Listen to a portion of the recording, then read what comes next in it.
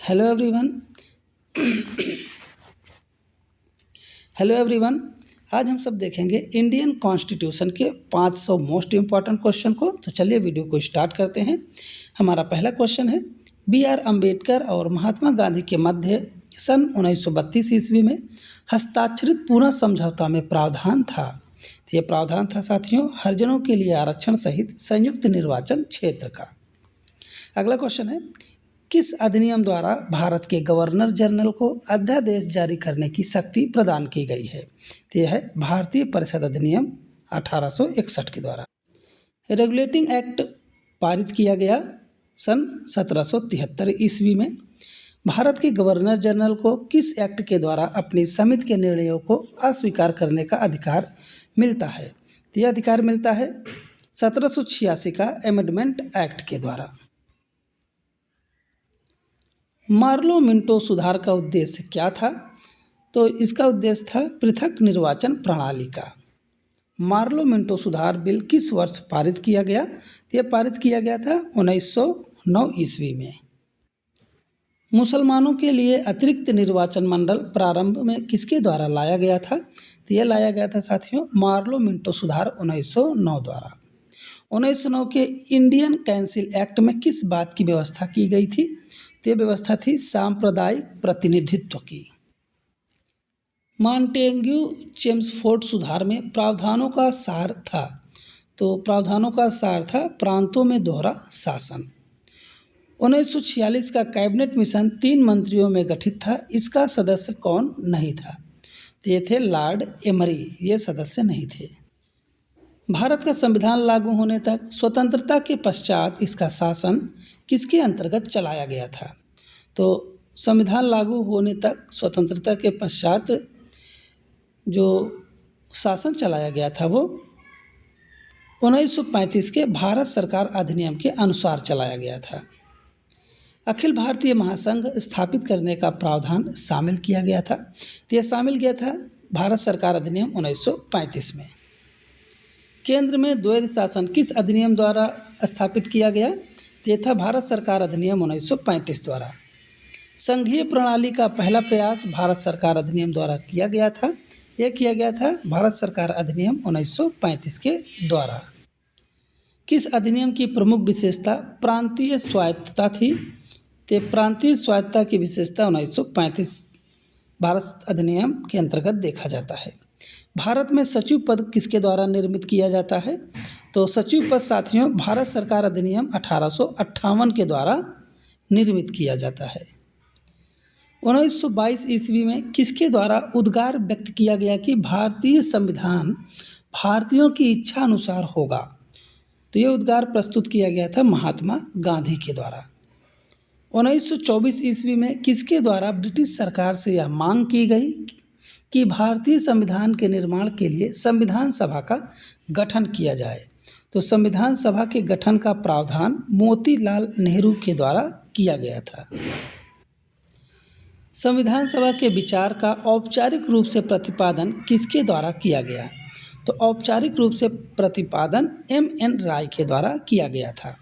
संविधान सभा को किसने मूर्त रूप प्रदान किया? तो मूर्त रूप साथियों जवाहरलाल नेहरू ने प्रदान किया था। कांग्रेस ने किस वर्ष किस प्रकार के बाह्य हस्तक्षेप के बिना भारतीय जनता द्वारा संविधान के निर्माण की मांग को लेकर प्रस्ताव पारित किया था? तो यह प्रस्ताव पारित किया गया था 1936 ईस्वी में।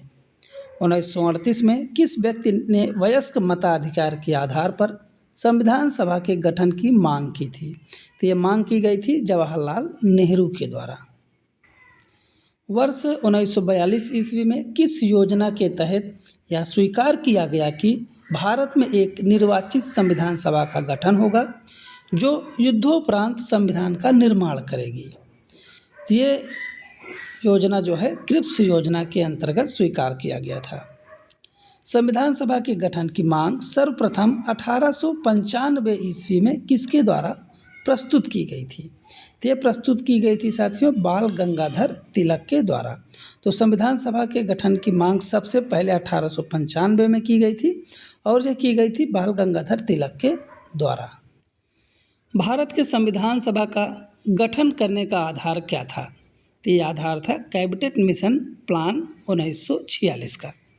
भारत की संविधान सभा किसके अनुसार गठित की गई थी? तो भारतीय संविधान सभा का गठन कैबिनेट मिशन योजना के अंतर्गत किया गया था। सन 1936 ईस्वी में भारतीय राष्ट्रीय कांग्रेस द्वारा संविधान सभा के गठन की मांग कहाँ पर हुए अधिवेशन में रखी गई? तो ये अधिवेशन था फैजपुर अधिवेशन में। कैबिनेट मिशन योजना के अनुसार संविधान सभा में कुल कितने सदस्य होने थे? तो इसमें होने थे 389 सदस्य। संविधान सभा के विभिन्न प्रांतों के लिए 292 सदस्यों का निर्वाचन होना था। इसमें से कांग्रेस के कितने प्रतिनिधि निर्वाचित होकर आए थे? तो कांग्रेस के प्रतिनिधि 208 निर्वाचित हुए थे। पुनर्गठन के फलस्वरूप वर्ष 1947 ईस्वी में संविधान सभा के सदस्यों की संख्या कितनी रह गई? तो पुनर्गठन के बाद जब सन 1947 में देखा गया कि संविधान सभा के सदस्यों की संख्या कितनी है, तो वो हो गई थी 299 सदस्य। संविधान सभा पुनर्गठित में देशी रियासतों के लिए कितने प्रतिनिधि थे? तो वो थे 70। पुनर्गठित संविधान सभा में विभिन्न प्रांतों के लिए कितने प्रतिनिधि थे? तो वो थे 229। कैबिनेट मिशन योजना के अंतर्गत संविधान निर्मात्री परिषद में प्रत्येक प्रांत की आवंटित सदस्य संख्या निर्धारित करने के लिए प्रतिनिधि कितनी जनसंख्या के अनुपात में था? तो ये प्रतिनिधि 10 लाख व्यक्ति के अनुपात में था, यानी 10 लाख व्यक्तियों पर एक प्रतिनिधि का निर्वाचन किया गया था। संविधान सभा में किस प्रांत का प्रतिनिधित्व सबसे अधिक रहा? वो रहा संयुक्त प्रांत का। तो संविधान सभा में संयुक्त प्रांत का जो प्रतिनिधित्व था ये सबसे अधिक था। संविधान सभा में किस देशी रियासत के प्रतिनिधि ने भाग नहीं लिया था? वो थे हैदराबाद के। B.R. अम्बेडकर का संविधान सभा में निर्वाचन हुआ था पश्चिम बंगाल से। देश विभाजन के बाद इनका जो निर्वाचन हुआ था वो बॉम्बे से हुआ था, ये भी आपको याद रखना है, ठीक है। तो देश बंटवारे के बाद इनका निर्वाचन बॉम्बे से हुआ था, लेकिन जब देश नहीं बटा था तब इनका निर्वाचन पश्चिम बंगाल से हुआ था। मुस्लिम लीग किस कारण संविधान सभा का बहिष्कार किया था? तो मुस्लिम लीग मुस्लिमों के लिए एक अलग संविधान सभा चाहता था, इसलिए उसने संविधान सभा का बहिष्कार किया। संविधान सभा के सदस्य प्रतिनिधि थे जनता द्वारा अप्रत्यक्ष निर्वाचित। भारतीय संविधान को किसने बनाया? तो संविधान सभा ने। संविधान सभा के लिए चुनाव कब संपन्न हुए? तो ये चुनाव हुए थे 1946 ईस्वी में। भारतीय संविधान सभा की स्थापना कब हुई? तो ये हुई थी 9 दिसंबर 1946 को। संविधान सभा का प्रथम अधिवेशन कहाँ हुआ? तो ये हुआ था नई दिल्ली में। संविधान सभा के उद्घाटन अधिवेशन की अध्यक्षता किसके द्वारा की गई? तो यह की गई थी सबसे बुजुर्ग व्यक्ति सच्चिदानंद सिन्हा के द्वारा। संविधान सभा का पहला सत्र हुआ था 9 दिसंबर 1946 ईस्वी को। संविधान सभा के अस्थायी अध्यक्ष कौन थे? ते थे सच्चिदानंद सिन्हा जी। संविधान सभा के स्थायी अध्यक्ष कौन थे? तो डॉक्टर राजेंद्र प्रसाद थे। अगला क्वेश्चन है 11 दिसंबर 1946 को किसे संविधान सभा का स्थायी अध्यक्ष चुना गया? तो वो डॉक्टर राजेंद्र प्रसाद थे। संविधान सभा का संवैधानिक सलाहकार किसे नियुक्त किया गया था? तो B.N. राव को। संविधान सभा के चुने हुए स्थायी अध्यक्ष कौन थे? तो डॉक्टर राजेंद्र प्रसाद थे। कौन संविधान सभा का सदस्य नहीं थे? तो H.H. बेग नहीं थे। संविधान के विभिन्न पहलुओं के अध्ययन हेतु संविधान सभा ने कितनी समितियां नियुक्त की थी? तो 13 समितियां नियुक्त की गई थी। संविधान सभा के प्रारूप समिति की नियुक्ति कब की गई? तो 29 अगस्त 1947 को। भारतीय संविधान सभा की प्रारूप समिति के अध्यक्ष थे डॉक्टर B.R. अम्बेडकर। संविधान सभा के प्रारूप समिति के सदस्यों की संख्या कितनी थी? तो वो थी 7। कौन संविधान सभा द्वारा गठित प्रारूप समिति का सदस्य नहीं था? तो सरदार पटेल। कौन प्रारूप समिति का सदस्य नहीं था? तो जवाहरलाल नेहरू नहीं थे। संविधान प्रारूप समिति के समक्ष प्रस्ताव का प्रस्ताव किसने रखा था? तो जवाहरलाल नेहरू ने रखा था। संविधान सभा में सभी निर्णय किस आधार पर लिए गए? तो सहमति और समायोजन के आधार पर। संविधान सभा में उद्देश्य प्रस्ताव किसने प्रस्तुत किया था? तो जवाहरलाल नेहरू ने। संविधान सभा की संघीय शक्ति समिति के अध्यक्ष कौन थे? तो पंडित जवाहरलाल नेहरू थे। भारतीय संविधान को अपनाया गया था संविधान सभा के द्वारा। भारत को एक संविधान देने का प्रस्ताव संविधान सभा द्वारा पारित किया गया तो जनवरी 22, 1947 को। संविधान निर्मात्री सभा में झंडा समिति के अध्यक्ष थे JB कृपलानी। राष्ट्रीय झंडे की अभिकल्पना को भारत की संविधान सभा में ग्रहण किया गया था जुलाई 1947 में। भारतीय संविधान ने भारतीय राष्ट्रीय ध्वज की रूपरेखा को अंगीकार किया था 22 जुलाई 1947 को। भारतीय संविधान ने संविधान को अंतिम रूप से किस दिन पारित किया? तो 26 नवंबर 1949 के दिन। संविधान सभा अंतिम रूप से किस दिन आखिरी बार मिली? तो 24 जनवरी 1950 को। संविधान सभा के कितने उपस्थित सदस्यों ने संविधान पर हस्ताक्षर किए? तो 284। संविधान सभा द्वारा अंतिम रूप से पारित संविधान में कुल कितने अनुच्छेद और अनुसूचियाँ थी? तो 395 अनुच्छेद थे और 8 अनुसूचियाँ थी। संपूर्ण भारतीय संविधान के निर्माण में संविधान सभा को कितना समय लगा था? तो 2 वर्ष 11 महीना और 18 दिन का। किस दिन से संविधान सभा का अंतरकालीन संसद के रूप में आविर्भाव हुआ? तो हुआ था 26 जनवरी 1950 को। भारत के संविधान प्रारूप तैयार करने वाली संविधान सभा के सदस्यों को विभिन्न प्रांतों की विधान सभाओं के द्वारा चुना गया था। भारत के लिए संविधान सभा की रचना हेतु संविधान सभा का विचार सर्वप्रथम किसने प्रस्तुत किया था? ये विचार सर्वप्रथम स्वराज पार्टी ने प्रस्तुत किया था और सन 1924 ईस्वी में। भारतीय संविधान सभा के प्रथम दिन के अधिवेशन की अध्यक्षता किसने की थी? तो ये किए थे डॉक्टर सच्चिदानंद सिन्हा ने। भारत के संविधान निर्माता किसे माना जाता है? तो BR अम्बेडकर को माना जाता है। संविधान पांडुलेखन समिति का कौन सदस्य नहीं था? तो जवाहरलाल नेहरू नहीं थे। भारत का संविधान लागू हुआ था 26 जनवरी 1950 को। संविधान को 26 जनवरी के दिन लागू करने का निर्णय इसलिए लिया गया क्योंकि कांग्रेस ने इस तिथि को 1930 में स्वतंत्रता दिवस के रूप में मनाया गया था। 1922 ईस्वी में किसके द्वारा उद्गार व्यक्त किया गया कि भारतीय संविधान भारतीयों की इच्छा अनुसार ही होगा? तो थे महात्मा गांधी के द्वारा। 1924 में किसके द्वारा ब्रिटिश सरकार से यह मांग की गई कि भारतीय संविधान के निर्माण के लिए संविधान सभा का गठन किया जाए? तो थे मोतीलाल नेहरू। भारतीय संविधान के किस भाग को उसकी आत्मा की आख्या प्रदान की गई है? तो प्रस्तावना को। संविधान निर्माताओं ने किस पर विशेष ध्यान दिया था? तो प्रस्तावना पर विशेष ध्यान दिया गया था। भारत में जनप्रिय संप्रभुता है क्योंकि भारत के संविधान की प्रस्तावना शुरू होती है इन शब्दों से, हम भारत के लोग से संविधान की प्रस्तावना की शुरुआत होती है। भारत को गणतंत्र क्यों कहा जाता है? क्योंकि यहाँ पर राज्य का प्रमुख निर्धारित अवधि के लिए निर्वाचित होता है।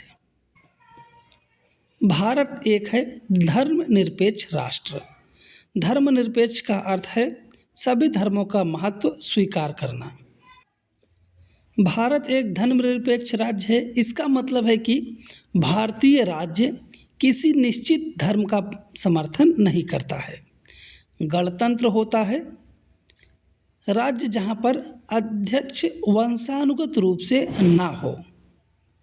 वे 2 शब्द कौन से हैं जिनका समावेशन 42वें संविधान संशोधन द्वारा उद्देशिका में किया गया था? तो वो थे समाजवाद एवं धर्मनिरपेक्ष। भारतीय संविधान की प्रस्तावना में भारत को किस रूप में घोषित किया गया है? तो इसको एक प्रभुत्व संपन्न समाजवादी धर्मनिरपेक्ष प्रजातांत्रिक गणराज्य के रूप में घोषित किया गया है। भारत एक गणतंत्र है, इसका अर्थ है कि भारत में वंशानुगत शासन प्रणाली नहीं है? कौन सा शब्द भारत के संविधान की उद्देशिका में नहीं है? तो लोक कल्याण शब्द जो है ये उद्देशिका में नहीं है। कल्याणकारी राज्य का उद्देश्य है कमजोर वर्गों के कल्याण का प्रबंध करना। भारत को एक गणराज्य मुख्य रूप से माना जाता है क्योंकि राज्याध्यक्ष का चुनाव होता है। भारतीय संविधान की प्रस्तावना के सिलसिले में किसमें कौन सा क्रम सही है? तो सार्वभौम सत्ता संपन्न, समाजवादी, धर्मनिरपेक्ष, जनवादी गणतंत्र जो है ये क्रमवार सिलसिला है। संविधान की प्रस्तावना में प्रयुक्त शब्द सेक्युलर का क्या अर्थ है? तो सेकुलर का अर्थ होता है साथियों सभी नागरिकों को धर्म एवं उपासना की स्वतंत्रता। भारतीय संविधान की प्रस्तावना में लिखित हम भारत के लोग से क्या अर्थ निकलता है? तो इसका अर्थ है संविधान का निर्माण भारत की जनता द्वारा हुआ है। समाजवाद का अर्थ है सामाजिक न्याय से। भारतीय संविधान में समवर्ती सूची किसके संविधान से ली गई है? तो समवर्ती सूची ऑस्ट्रेलिया के संविधान से ली गई है। भारतीय संविधान की आत्मा किसे कहा जाता है? तो प्रस्तावना को कहा जाता है। भारत में लौकिक सार्वभौमिकता है क्योंकि संविधान की प्रस्तावना प्रारंभ होती है हम भारत के लोग दो शब्दों से। भारतीय संविधान की प्रस्तावना किस क्रांति का प्रभाव नहीं झलकता है? तो भारतीय संविधान की प्रस्तावना पर चीन की क्रांति जो कि 1912 में हुई थी इसका प्रभाव नहीं झलकता है। मूल संविधान के अनुसार भारत एक है प्रभुत्व संपन्न लोकतंत्रात्मक गणराज्य। संविधान के अंतर्गत भारतीय लोकतंत्र के आदर्शों को हम कहाँ देख सकते हैं? तो हम देख सकते हैं प्रस्तावना के अंदर। 42वें संविधान संशोधन अधिनियम 1976 द्वारा प्रस्तावना में किस शब्द को नहीं जोड़ा गया? तो गुट निरपेक्ष शब्द को नहीं जोड़ा गया था। भारतीय संविधान ने किस प्रकार के लोकतंत्र को अपनाया है? तो लोकतांत्रिक गणतंत्र को अपनाया है। भारतीय संविधान की प्रस्तावना के अनुसार भारत के शासन की सर्वोच्च सत्ता किसमें निहित है? तो वो निहित है जनता में। भारत की संप्रभुता, एकता एवं अखंडता को अक्षुण्ण बनाए रखने तथा उसकी रक्षा के लिए प्रावधान किया गया है प्रस्तावना के अंदर। भारतीय संविधान की प्रस्तावना से क्या स्पष्ट नहीं होता है? तो संविधान को लागू करने की तिथि स्पष्ट नहीं होती है। किन उद्देश्यों को भारतीय संविधान उद्घोषित नहीं करता है? तो अंतर्राष्ट्रीय शांति और सुरक्षा की अभिवृद्धि उद्घोषित नहीं करता है। भारतीय संविधान की प्रस्तावना में देश का कौन सा नाम उल्लेखित किया गया है? तो प्रस्तावना में देश का नाम भारत और इंडिया ये दो नाम प्रस्तावना में उल्लेखित किए गए हैं। भारतीय संविधान किसके द्वारा स्वीकृत किया गया? तो भारत की जनता के द्वारा। भारत की संप्रभुता किसमें निहित है? तो भारत की जनता में निहित है। भारतीय संविधान को संविधान सभा द्वारा अंगीकृत किया गया 26 नवंबर 1949 ईस्वी को। अब तक भारत के संविधान की उद्देशिका में कितनी बार संशोधन किया जा चुका है? तो केवल एक बार। भारत के संविधान की प्रस्तावना में प्रथम संशोधन कब किया गया? तो 1976 ईस्वी में। भारतीय संविधान की उद्देशिका में परिवर्तन किस संशोधन अधिनियम में किए गए थे? तो किया गया था 42वां संशोधन अधिनियम 1976 द्वारा। प्रस्तावना का वह प्रावधान जो सभी वयस्क नागरिकों को मतादान का अधिकार प्रदान करता है कहलाता है। क्या कहलाता है साथियों? तो प्रजातंत्र कहलाता है। भारतीय संविधान के किस संशोधन द्वारा प्रस्तावना में दो शब्द समाजवाद और धर्मनिरपेक्ष जोड़े गए थे? ये जोड़ा गया था 42वां संविधान संशोधन 1976 द्वारा। भारतीय संविधान लागू हुआ था 26 जनवरी 1950 को। भारतीय संविधान के किस भाग में स्पष्ट रूप से घोषणा की गई है कि भारत एक धर्मनिरपेक्ष राज्य है? तो संविधान की प्रस्तावना में। संविधान की प्रस्तावना में भारत को कहा गया है सर्वसत्ताधारी, समाजवादी, धर्मनिरपेक्ष, लोकतांत्रिक गणराज्य। विश्व का सबसे बड़ा लिखित एवं सर्वाधिक व्यापक संविधान किस देश का है? तो भारत का है। भारतीय संविधान कैसा है? तो अंशतः कठोर और अंशतः लचीला है। भारतीय संविधान के संदर्भ में कहा जाता है कि यह एक वकीलों का स्वर्ग है। भारतीय संविधान पर सबसे अधिक प्रभाव किसका पड़ा है? तो भारत सरकार अधिनियम 1935 का प्रभाव सबसे ज़्यादा है। यह किससे निर्धारित होता है कि भारत का संविधान परिसंघीय है? तो केंद्र एवं राज्य के बीच शक्तियों के वितरण के द्वारा। भारत में प्रजातंत्र इस तथ्य पर आधारित है कि जनता से सरकारों को चुनने तथा बदलने का अधिकार प्राप्त है।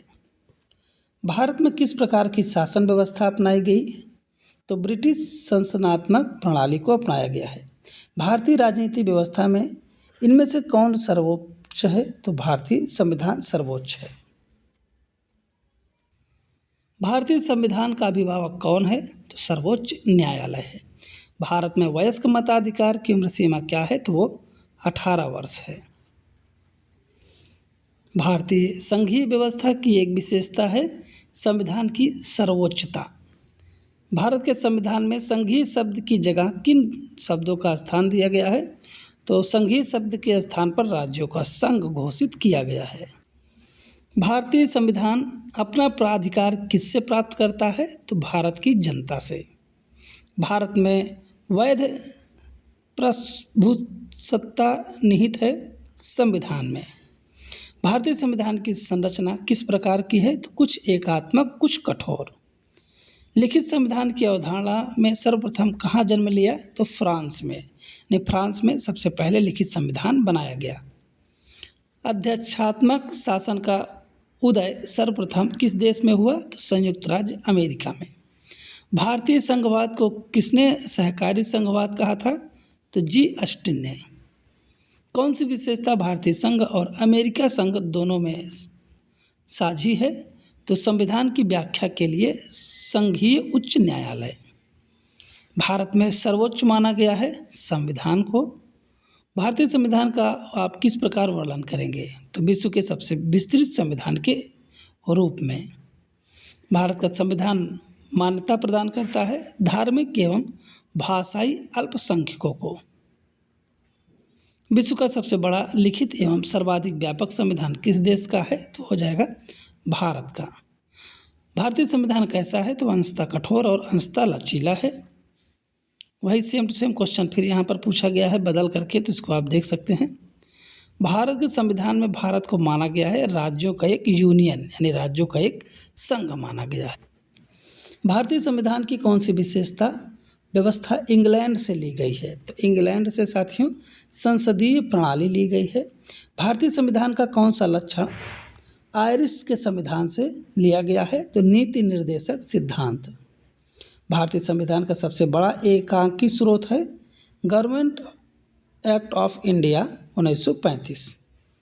भारत की संघीय व्यवस्था किस देश के संघीय व्यवस्था से अधिक समानता रखती है? तो कनाडा के। भारतीय संविधान की समवर्ती सूची की धारणा किस देश के संविधान से ली गई है? तो ऑस्ट्रेलिया के। भारतीय संविधान के अंतर्गत संघ और राज्यों के बीच शक्तियों का विभाजन किसकी प्रेरणा पर आधारित है? तो कनाडा के संविधान से। भारतीय संविधान में मौलिक कर्तव्य का विचार लिया गया है रूस के संविधान से। जो मौलिक कर्तव्य है उसको रूस के संविधान से लिया गया है साथियों। भारतीय संविधान में सम्मिलित नीति निर्देशक तत्वों की प्रेरणा हमें किस संविधान से प्राप्त होती है? तो नीति निर्देशक तत्व आयरलैंड के संविधान से लिया गया है। भारतीय संविधान में मौलिक अधिकारों का उल्लेख करते हुए किस देश का अनुसरण किया गया? तो जो मौलिक अधिकार है साथियों ये अमेरिका के संविधान से लिया गया है। भारत में सरकार की संसदीय प्रणाली कहाँ से ग्रहण की गई है? तो ब्रिटिश के संविधान से। भारत के संविधान निर्माताओं ने न्यायिक पुनरावलोकन का विचार ग्रहण किया है तो अमेरिका से। कानून के सम्मान संरक्षण वाक्य कहाँ से लिया गया है? तो अमेरिका के संविधान से। भारतीय संविधान में आपात संबंधी उपबंध भारत शासन अधिनियम 1935 और के संविधान से लिया गया है। तो जर्मनी के वीमर संविधान से लिया गया है आपातकाल संबंधी उपबंध को। भारतीय संविधान में राज्य के नीति निर्देशक तत्वों की संकल्पना किस देश के संविधान पर आधारित है? तो वो है आयरलैंड के संविधान पर आधारित। राष्ट्रपति द्वारा राज्यसभा के सदस्यों के नामांकन का नियम किस देश के संविधान से लिया गया है? तो लिया गया है आयरलैंड के संविधान से। संविधान के संरक्षक के रूप में सर्वोच्च न्यायालय का अधिकार विश्व के किस संविधान से लिया गया है? तो अमेरिका के संविधान से लिया गया है। राज्य के नीति निर्देशक तत्व किस देश के संविधान पर आधारित है? तो आयरलैंड के। भारत में कलेक्टर का पद औपनिवेशिक शासन के आधार पर लिया गया था, तो इंग्लैंड के संविधान से। विधि के समक्ष समता लिया गया है इंग्लैंड के संविधान से। सर्वसत्ता संपन्न संसद की अवधारणा किस देश की देन है? तो इंग्लैंड की देन है। भारतीय संविधान में मूल कर्तव्यों को शामिल करने का विचार किस देश के संविधान से लिया गया है? तो पूर्व सोवियत संघ के संविधान से। भारतीय संविधान द्वारा प्रदत्त मौलिक अधिकारों के स्थगन संबंधी कार्य प्रणाली के अधिकारों को किस संविधान से लिया गया है? तो जर्मनी के संविधान से। भारतीय संविधान के निर्माण में सर्वाधिक गंभीर प्रभाव किसने छोड़ा है? तो भारत सरकार अधिनियम 1935 ने। भारतीय संविधान में संघवाद किस देश के संविधान से लिया गया है? तो संघवाद कनाडा के संविधान से लिया गया है। सर्वोच्च न्यायालय की व्यवस्था भारतीय संविधान में किस देश से ली गई है? तो यूएसए के संविधान से। संघात्मक शासन व्यवस्था को सर्वप्रथम किस देश ने अपनाया? तो कनाडा ने। भारत की संसदीय प्रणाली प्रभावित है इंग्लैंड के संविधान से। भारत के संविधान की प्रस्तावना में प्रतिस्थापित स्वतंत्रता, समानता और भाईचारे के आदर्शों को प्रेरणा कहाँ से मिली थी? तो फ्रांस की क्रांति से।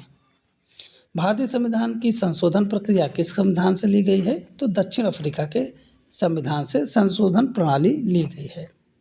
किस देश के संविधान से भारत के संघीय व्यवस्था प्रभावित नहीं है? तो दक्षिण अफ्रीका के संविधान से। कौन सा लक्षण भारतीय संघीय और अमेरिकी संघ परिसंघ समान रूप से पाया जाता है? तो संविधान के निर्वाचन के लिए परिसंघीय उच्चतम न्यायालय। संसदीय शासन प्रणाली सर्वप्रथम किस देश में विकसित हुई? तो विकसित हुई थी ब्रिटेन में। वह संवैधानिक दस्तावेज कौन सा है जिसका भारतीय संविधान को तैयार करने में गहरा प्रभाव पड़ा था? तो भारत सरकार अधिनियम 1935 का।